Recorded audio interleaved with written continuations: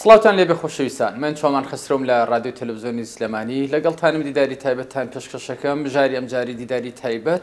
تایبەتە بە پرسی هەڵبژاردنەکانی هەرێمی کوردستان. ئەم باسە زۆر بەرنامەی لەسەرکرا، زۆر ئەوەی کە پێڵەن گەنگەشی سیاسی لێکەوتەوە تاو شوێنی کە لە پەرلەمانی کوردستان گرژی لە نێوان لایەنە سیاسەکان بە تایبەتی پارتی یەکێتی دروست بوو. کۆی ینی ئێمە کە دەیبینینەوە بۆ بابەتی هەڵبژاردن تەوەرەی سەرەکیەمێ لە وادەی خۆیدا هەڵبژاردن ئەنجام نەدراوەوە. هەڵبژاردنەکان وادەیەکی بۆ دیاری کرا، لەگەڵەوەشە پێکاتەکان کراونەتە بابەتێ یاخود مۆبەڕێرێک و لەگەڵەوەی کە فرە بازنەی بێ یاخود یەک بازنەی بێ هەڵبژاردنەکان چ جۆر ئەنجام بدرێن لەگەڵ بەڕێز کاک مەریوان حەماعەلی وەکو کارگەڕی لقی چواری پارتی دموکراتی کوردستان باسە تاوتوی ئەەکەم. کاک مەریوان بەخێراتی. زۆر سپاس. زۆر سپاس بۆ بەڕێستان. کاک مەریوان لە باسی بابەتی ئەنجامدانی هەڵبژاردن و ئەوەی کە 6 مانگ زیاترە هەڵبژاردنەکان لە وادەی خۆیان ئەنجام نەدراوە. ئەسەن من بڕۆمەوە بۆ سەرەتای گرفتەکە ئایرەشەکە هەڵبژاردنی هەرێمی کوردستان بۆچی لە وادەی خۆیان ئەنجام نەدرا؟ وڵا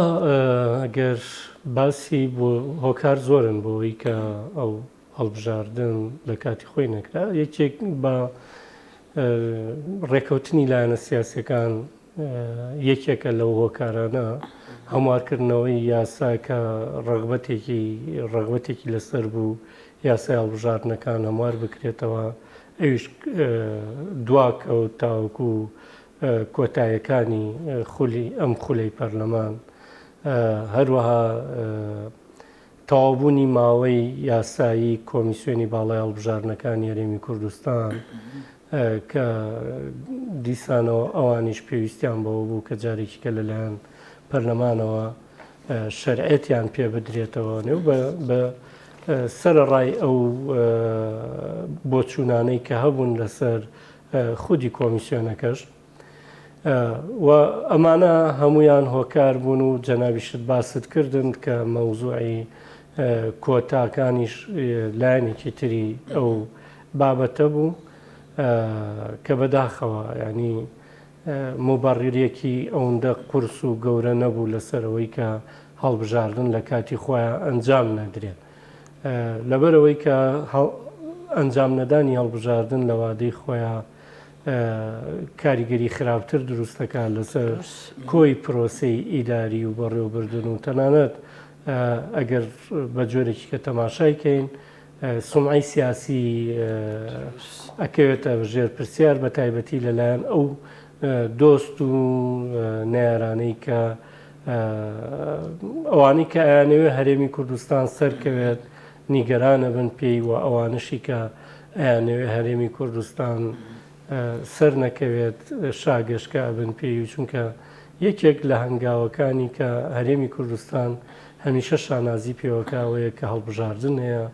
و شەرعێتدان بە دەسەڵاتی بە ئیدارە و دەسەڵاتی پەرلەمان و حکوومەتی هەرێمی کوردستان لە ڕێگای هەڵبژاردنەکان و لە ڕێگای بەشداریکردنی خەڵکی کوردستانەوەیە. بۆیە ئەمانە کاریگەرن و هۆکاری جددین بۆ ئەوەی کە بەداخەوە هەڵبژاردن لە وادەی خۆیان ئەنجام نەدرا. دووبارە کاک مەریوان گەڕێمەوە بۆ پێشوەخت، ینی هەر کەسێک لە هەر کارێکە هەر پرۆسەیەک هەر کارێکە ئەنجامیا پێشوەختە ئامادەکاری بووەکە، ینی بۆ ئێمە گەیشتینە ئەو کاتە و تەوقیتە، ینی لە دوایەوە کار لەسەرەوە بکەین کە کۆمیسیۆن ئامادە نییە یاخود بە دیوەک لە دیوەکانە بۆ پێشوەختە ئامادەکاری نەکرا بۆی کە بگەین ئەو وادێ. ینی زۆر جار کە پرسە بابەتی هەڵبژاردن لە هەرێمی کوردستانە تاوتوی ئەکرێ ئەمەیە کە هیچ کاتێک هەڵبژاردن لە وادەی خۆیان ئەنجام نەدراوە لە هەرێمی کوردستان. لە ڕاستیە حەقیقەتێکی تاڵ هەیە بەداخەوە بێت باسیکەین. ئەویش ئەوەیە کە زۆربەی هەر زۆری ئەو چمکانەی کە لە هەرێمی کوردستانە بەرکارن و ئیشی لەسەرەکرێ بە تەوافقی سیاسی لایەنە سیاسەکانە بە تایبەتی ئەوانەی کە ڕەهەندی نیشتیمانیان هەیە و لە فەزایەکی یان لە پانتایەکی فراوانترە ئیشی لەسەرەکرێ پێویستی بەوەیە کە تەوافقی و ڕێکەوتنی لایەنە سیاسەکانی لەسەر بێت. بۆیە ئەمەش یەکێکە لەو خاڵانەی کە پێویستی بۆەوە بوو کە تەوافق یان ڕێکەوتنی لایەنە سیاسەکانی تیا بەدی بێت کە بەداخەوە لایەنە سیاسەکانیش هەریەکە و بەلای خۆیەوە هەریەکە و بۆ بەرژەوەندی خۆی بیری لەوا کردەوە کە ئەو یاسایە لە یاسای بۆ نمونە هەڵبژارنەکان چۆن ئەو دڵێ خوازیێت چۆن لە بەرژەوەندی سیاسەتی حیزبەکەی خۆیەتی ئاوا نەک لە پێناوی بەرژەوەندی باڵای هەڵبژاردن و خەڵکی کوردستان نەک بە میزاجی کەسی شخصی بەداخەوە ینی تەوافقی لایەنە سیاسەکان یەکێکی کەیە لەو هۆکارانەی کە ئەم پرۆسەیە دواکەوتووە لە کاتی خۆیان قسە و باسی لەسەر وەکو پێویست لەوانەیە لەسەر نەکرابێت لە پەرلەمان تەوافقی لایەنە سیاسەکان هۆکارە بۆی کە ناکۆکی دروست بکرێنی بم یانیکرێ ئەزانین چۆنە هەمیشە هەرێمی کوردستان لە دوای پرۆسی ئازادی و پێشتریش لە ڕاپەڕینە مەزنەکەی هەرێمی کوردستانەوە بە جۆرێک حکومڕانی و ئیدارەی هەرێمی کوردستان کراوە کە تەوازنی هێزتیایە پارێزراوە هەر ئەوە شوای کردووە کە لایەنە سیاسیەکان لە هەرێمی کوردستانە بە پێی دەنگ یان بە پێی حەجمی هەڵبژاردننی خۆیان مامەڵە نەکەن هەندێک جار بە پێی پاشخانی سیاسی خۆیان هەندێکیان بە پێی مێژوو کاریگەری مێژووی خۆیان لە ناو لارێمی کوردستان سەنگ و قورسایی خۆیان بەستۆتەوە بەوەی کە لە مێژووە ئەمان کاریگەریانە بۆ کە تەسیریان هەبووە بۆیە بەممانایە بێ دیموکراسەت لە کەیەکی ناکەوێتە سەریانی بەو شێ بێگەر دیموکراسی فراوانترە لەوە دیموکراسیەت بەڕاستی لەبەرەوەی کە لە هەڵبژاردن فراوانترە ناکرێتەوە کۆی دیموکراسی لە ناو لە چوارچێوەی هەڵبژاردنە ببینیتەوانێت هەڵبژاردن یەکێکە لە ڕوکنەکان یەکێکە لە ئەرکانەکانی دیموکراسی بەڵام بێگومان بۆ ئەوەی کە دیموکراسی بۆکو ئەوەی کە ینی بەمانە تەواوەکەی دیموکراسی پەیڕۆ بکرێ بێگومان هەندێک لەمانە کاریگەریە بێت لەسەر ئەوەی کە ڕایی چونکە هیچێک لە فاکتەرەکانی تری دیموکراسیەوەیە کە قوبوڵی ڕای بەرامبەریش بکەیت تەنها لایەنێکی سیاسی بۆ نمونە ناتوانێت ڕای خۆی فەرزکا بۆی کە لەبەرەوەی کە بڵێن وەڵامە دیموکراسیە و بۆیە بێ قوبوڵی ڕای بەرامبەریش کاک مەرۆ من قوڵتر پرسیارەکە کەمە ڕۆنتریش لەوەی کە من پرسیارم لەوە کرد کۆمیسیۆن بۆ پێشوەقت ئامادەکاری نەکردو نەک بگەینە وادەی کاتی ئەنجامدانی هەڵبژاردنەکان بۆیە وادەی هەڵبژاردنەکان یاخود تەمەنی پەرلەمان و حکوومەت درێژەکرێتەوە بە واتایەکی قوڵتری سیاسیانە بپرسم لەوەی کە حزبەکان دەبێت پێشوەقت خۆیان حازر کردێت کە بڕۆن و پرۆسەکەەوە ینی دڵی لایەنگرەکانی خۆیان ڕازی کردبێ ناکۆکییان یاخود ناڕەزایەکانیان وەلا نابێت دڵی لایەنگرەکانی خۆیان دەنگدەرانی خۆیان ڕازی کرد بێ هەر بۆیە ینی نایەنە نێو پرۆسەکەەوە بە جۆرها بیان و بە تەسەوەری شخصی من بە تەسەوەری من نەبوونی دەستور لە هەرێمی کوردستان یەکێکە لەو هۆکارانەی کرد کە هەمیشە دەبێت بۆ ئەو مەوزوعانە لایەنە سیاسیەکان کۆ ببنەوە ڕێکەوتن بکەن تاوەکو ئەوە بگەنە نەتیجەیە ئەگەر هەرێمی کوردستان خاوەنی دەستور بواە دەستور ئەمەی حەلە کرد و هیچ کێشە نابوو و هەڵبژاردنیش لە وادەی خۆیان ئەنجامەدرا بەڵام بەداخەوە لەبەرەوەی کە ئەوە ئێمە ئیزانین کە هەرێمی کوردستان خاوەنی دەستوری تایبەتی و بەخۆی نییە بۆیە ئەم کێشانە کەوتۆتە دەست ئەوەی کە تەوافقی لە کۆی گشتی لایەنە سیاسیەکانی لەسەر دروست ببێ بە پێکاتەکانیشەوە ینی جگە لە پارتە سیاسەکانی هەرێمی کوردستان هەموو ئەو پارتە سیاسیانی کە لە هەرێمی کوردستان بە پێکاتەکانیشەوە ئەبێت تەوافقی لەسەر بێت اینجا ئەوە دواتر کۆمیسیۆنی باڵای هەڵبژاردنەکان لە هەرێمی کوردستان بەڕاستی ماوەی یاسایی خۆیان بەسەر چوو بوو بۆیە ئەبواە لەلایەن پەرلەمانەوە شەرعیەت بدرێتەوە بەو کۆمیسیۆنە تاوەکو ئەوان ئامادەکاری بکەن هەر بۆیە کەوتین ناوان بۆشاییەوەکە بێگومان چونکە گەر کۆمیسیۆنی باڵای هەڵبژاردنەکان لەو فەراغەیان نەبوونە ئەوان لە ڕووی تەمان لە ڕووی تەکنیکی و یاساییەوە ڕێی خۆیانیان داوە لەسەرەوەی کاتوانن چۆن هەڵبژاردنکەن وەکەی هەڵبژاردنکەن پێویستیان بە چ کاتێکە بۆ پێویستیان بە چ میزانەیەەکە ئەمانە لە ڕووی تەکنیکی و لە ڕووی یاساییەوە قسەی لەسەر کراوە بەڵام بۆ ئەوەی کە وادەیەک بۆ هەڵبژاردن دەستنیشان بکرێ و هەڵبژاردن ئەنجام بدرێ بەڕاستی ئەخیر جاریش ئەوەندەی کە من ئاگام لێبێ کە مانگی 11 لەلایەن سەرۆکاتی هەرێمی کوردستانەوە دەستنیشان کرا بۆ هەڵبژاردن بکرا هەڵبژاردن ئەنجام بدرێ تەوافقێکی سیاسی لایەن ینی بە پرس و ڕاوێژ لەگەڵ لایەنە سیاسەکانە ئەو ڕۆژە دیاری کرا هەر بۆیە سەرۆکاتی هەرێمی کوردستانیش پابند بوو بۆ پرس و ڕاوێژ و تەوافقی کە ئەنجام درا کاک مەریوان ینی بەم شێوێ بێ پێگەی هەرێمی کوردستان ئێمە بینیمان وەفدە بیانیەکان لە یۆنامیەوە بۆ کۆنسۆڵات کە چۆن تا ڕادەی فشاریان هێناوە بۆ هەرێمی کوردستان بێ هەڵبژاردن ئەنجام بدرێت ئەمە دیوێکی باسەکە هەرێمی کوردستان سەر ڕایەوەی کە ئەو تا کەوتنتە بۆشایەکی پەرلەمانیەوە بۆشایەکی یانەوەی کە پێڵ لە ڕووی کارگەڕێەوە بۆ دەرچواندنی کۆمەڵی بڕیار پەرلەمان ناتوانێت ئەو ڕۆڵە ببینێ لێرەوە ینی ئەو لایەنانە کە نایانەوێت هەڵبژاردن ئەنجام بدرێن خودی ئەوانەی کە دیعای دیموکراسی دەکەن یاخود داوای دیموکراسەتێکی ڕوونتر ینی لە هەرێمی کوردستانەکەن ئەوان ناکەونە ژێر فشار و لۆدێکی بە تایبەتی نێودەوڵەتی و یۆنامیەوە ئەکەونە ژێر فشاری دەنگدەرەکانی خۆشیانەوە ئەکەونە ژێر فشاری ئەو بارودۆخی کە لە تەنانەت لە هەرێمی کوردستان ڕووەدا لەبەرەوەی کە هەر لایەنێک هۆکار بێت بۆ ئەوەی کە هەڵبژاردن ئەنجام نەدرێت بەڕاستی خەتایە گەورەکە کەوێتە سەرشانی ئەو لەبەرەوەی لە ئاساسیشە لە بنەڕەتدا ئێمە باسی ئەومان کرد کە ئەم بابەتانە بەستراونەتەوە بە تەوافقی گشتیەوە بە ڕێکەوتنی گشتیەوە لەبەرەوەی ڕەهەندی نیشتیمانی هەیە بۆیە هەموو ئەمانە هۆکارن بەڕاستی و وەکوتم من لە بیدایەتی شەو باسم کرد هەر بۆ خۆی دواکەوتنی هەڵبژاردن لە وادەی خۆیە بەبێ هۆکارێکی ینی قەنەعەت ینی ئەو هۆکارانەی کە بنە سەبەبی ڕئیسی بۆی ئەنجامی هەڵبژاردن ئەنجام نەدرێ بۆ نمونەوەکۆی کە لە ڕابردووە بینیمان مەوزوعی کۆرۆنا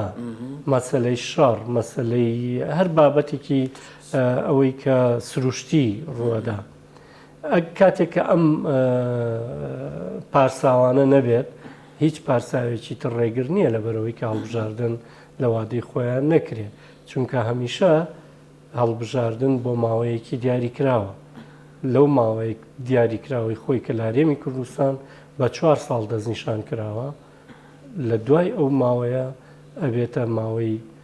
کاربڕێکردن و ئیتر بە جۆرێک لە جۆرەکان شەرعیەتی بڕیاردان لەلایەن ئەو مؤسسانەوە کاریگەری لاوازترە بێ ینی هێزی بڕیاردان هێزێکی لاوازترە بێت کاک مەریوان لە دوای بڕیارەکەی دادگای فدراڵی سەبارەت بە هەڵبژاردن و ینی پەرلەمانی کوردستان هەرێمی کوردستان ئۆکەی کەوتۆتە نێوبۆشایەکی یاسایی و پەرلەمانیەوە چۆن تەعامولەکە لە دوای ئەو بڕیارە هەرێمی کوردستان بەشێکە لە عێراقی فیدراڵی و ئەو بەپێی دەستوری عێراقی هەندێک یاسا و ڕێسا و ئەوانە هەرێمی کوردستانی شەگرێتەوە کاتێک کە بە جۆرێک لە جۆرەکان پارتەکانی پارتە سیاسیەکان لە هەرێمی کوردستان نەگەیشتن بە ڕێککەوتنێک نەگەیشتن بین بۆیە لایەنی سێم کە بەشداری لەم پرۆسەیە کات دادگای فیدراڵی و بڕیاری خۆشی داوە. ئەوەی کە بەلای پارتیەوە گرنگە و ئەو بەلای ئێمەوە گرنگە ئەوەیە کە هەڵبژاردن ئەنجام بدرێت. وەلەو پێناوەشا هەوڵی جددی درراوە پارتیش هەر پێشەوەی بکەوینە ناو ئەم بابمینەوە لەگەڵ سەررجەم لایەنە سیاسەکان دانیشتووە وە کۆبنەوەی لەگەڵکردن و بە داواش لێکردوون کە هەموو ئەو پرۆژانەی کە هەیەە بۆ ئەنجامدانی هەڵبژاردن لەوادەی خۆیان بیخەنە سەرمێزی گفتوگۆوە ڕێبکەون لە سەرەوانە. بۆیە ئێستا ئەوەی کە دیسانەوە بۆ پارتی و بۆ هەرێمی کوردستان بە گشتی گرنگە ئەوەیە کە هەڵبژاردن ئەنجام بدرێت. گوتەبێژی پارتی دیموکراتی کوردستان یعنی ئەوەی پێوتین لە ڕوونکردنەوەیەکە یاخ لە بەیان نامەکەیە ئەوە سیاسەتی پارتیە، ینی ئەوە چۆنەڵی بڕیاری کۆتایی پارتیە کە مەفروضە هەڵبژاردن بکرێن ناکرێت ئێمە ئەم وەزع درێژە پێ بدەین بەبێەوەی کە هەڵبژاردنێکی تر ئەنجام بدەین. بۆیە پارتی لەگەڵەوەیە هەرچی زووە هەڵبژاردن بکرێت و لەلایەن ئەو دامەزراوانی کە معنین بەم پرۆسەیە هەوڵی خۆیان بدەن و ڕێکارەکانی خۆیان بگرنە بەر بۆەوەی کە هەڵبژاردن ئەنجام بدەن. لە دوای ئەو بڕیارەی دادگای فدراڵی عێراق کاک مەریوان بە نەتیجە نەک نەتیجەیەکی کۆنکرێتی هەڵبژاردن لە هەرێمی کوردستان بە چ جۆر ئەنجام دەدرێت؟ لەبەرەوەی قسە و باز لەسەر فرە بازنی و یەک بازنی و ئەنی ئەوە هەبوو دەبێت کۆمیسیۆنی باڵای هەڵبژاردنەکان کە تەسەورەکرێت هەڵبژاردن کۆمیسیۆنی باڵای هەڵبژاردنەکانی عێراق بەم پرۆسەیە هەڵبسن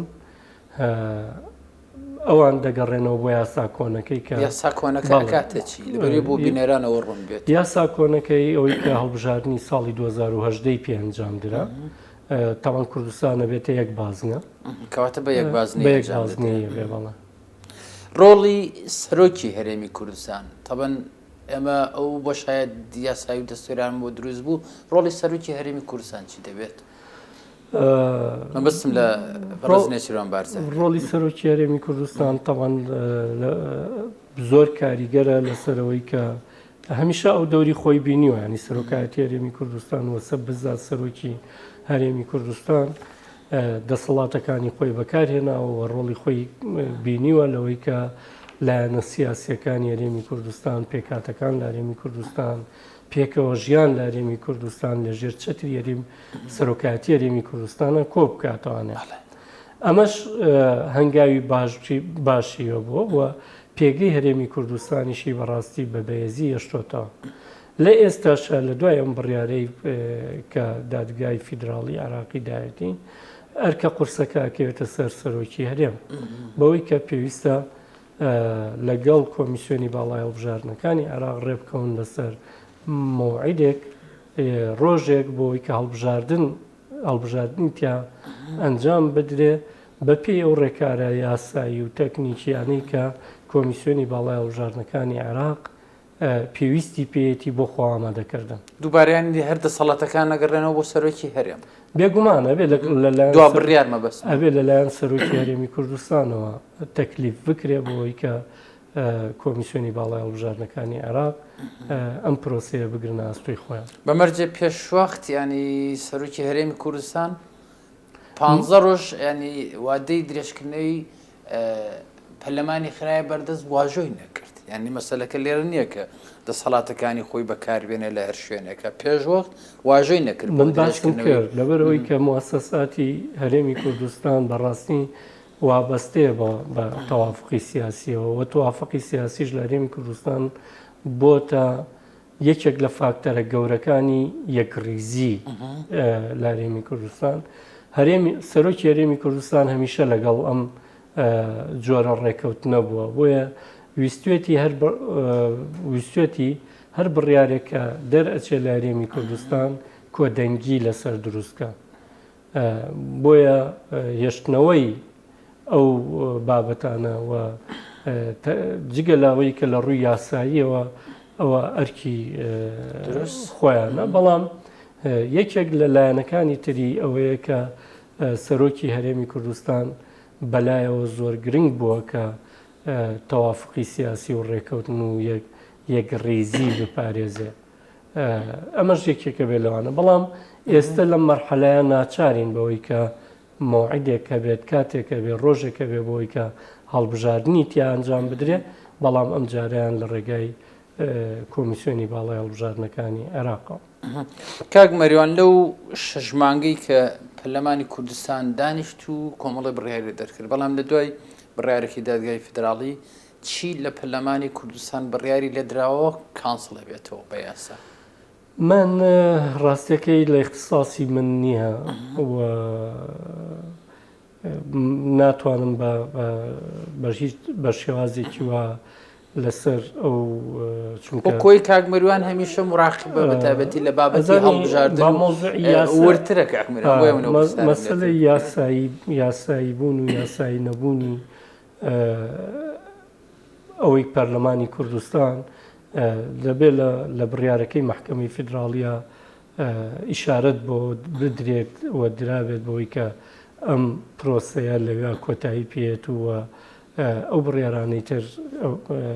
بەو شێوازە مامەڵی لەگەڵ ئاکرێن. وە زۆر جاریش یعنی هەندێ تەمان ئەم دانیشتەی کە کراوە پەیوەندی بە درێژکردنەوەی ماوەی پەرلەمانەوە بووە، ئەنی بڕیاری کە یاسایی بوونیە بەڵێ بۆیە بڕیارەکەی مەحکەمەی فیدراڵی ڕوونە.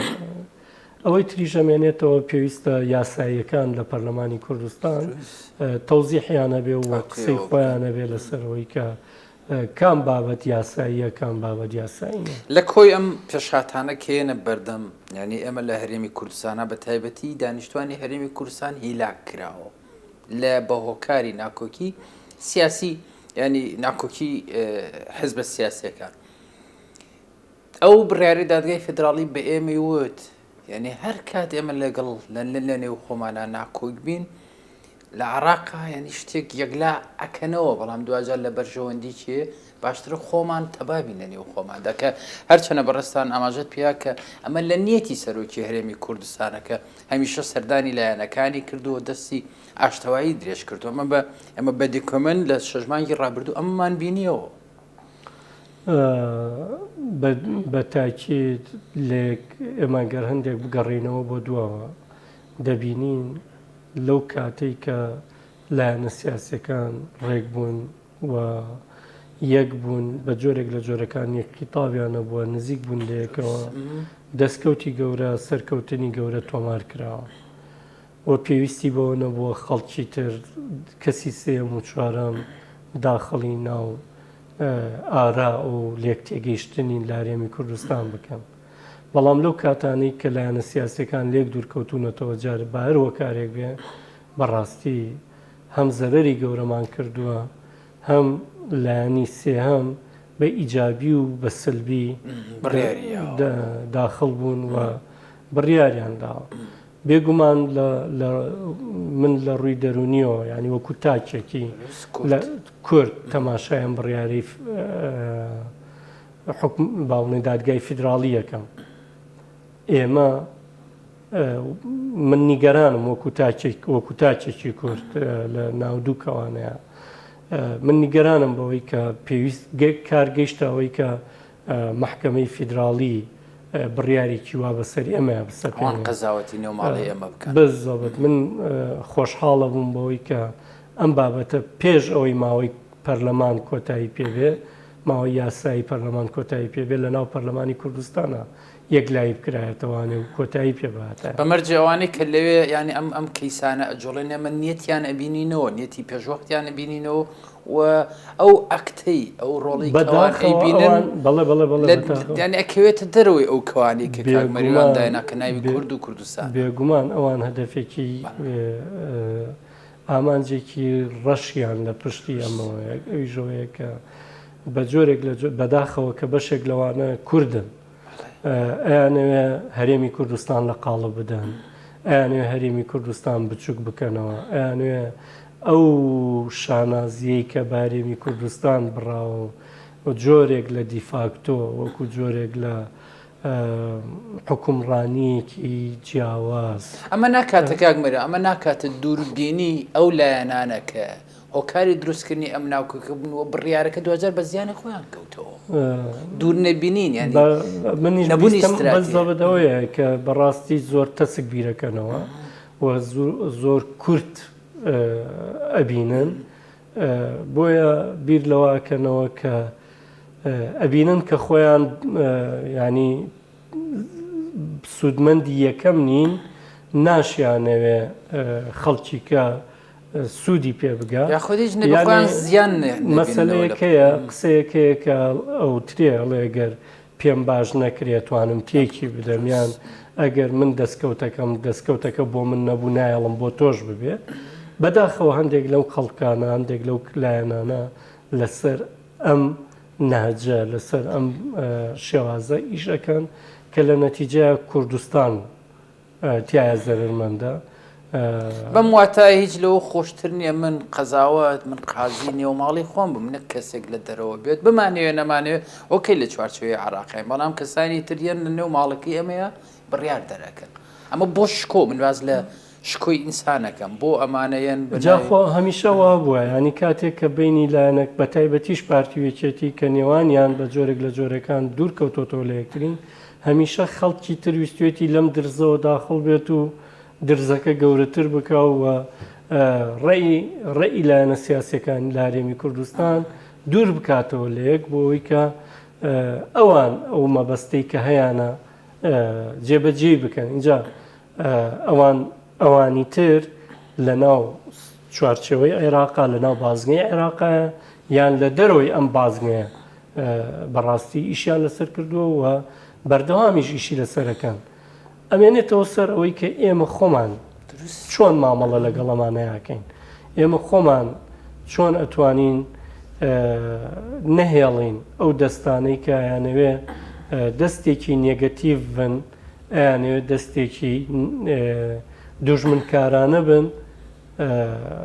ئێمە ڕێگری بکەین و نێڵین تەنها و تەنها بە قەنەعەتی من بە یەک خیتابی بە یەک لێک نزیک بوونەوە بەوە ئەبێت کە هەمومان پێکەوە کوردستانمان خۆش بوێ و لە پێناوی سەرکەوتنی کوردستان لە پێناو بەهێزبوونی کوردستان هەوڵ بدەین نەک ئەوەی کە من ببینم یان وا تەسەوور بکرێ لەبەرەوەی لایەنێکی دیاریکرا و لەوانەیە ینی بە نمونە هەڵبژاردن بێنینەوە چەند کورسیەک زیاتر هێنەیان ئەوە بەڵئیترەوە دنیا کاول لەبێت و لەبەرەوەی کە من بەشدار نیمتیایە ئیترە بێ دەوری خراپ بجێڕین لەو مۆزانە. دنیا سپاس بۆ کاک مەریوان حەمعەلی وەکو کارگەر ڕقی چواری پارتی دیموکراتی کوردستان لە دیداری تایبەت کە لەگەڵمانەوەی زۆر سپاس بۆیەوە دەستی ئەوش خۆش بێ سپاس بۆ جەنابتان خۆشەویستان و ئازیزان ئێوەش هەمیشە تەندروست و کامەران بن.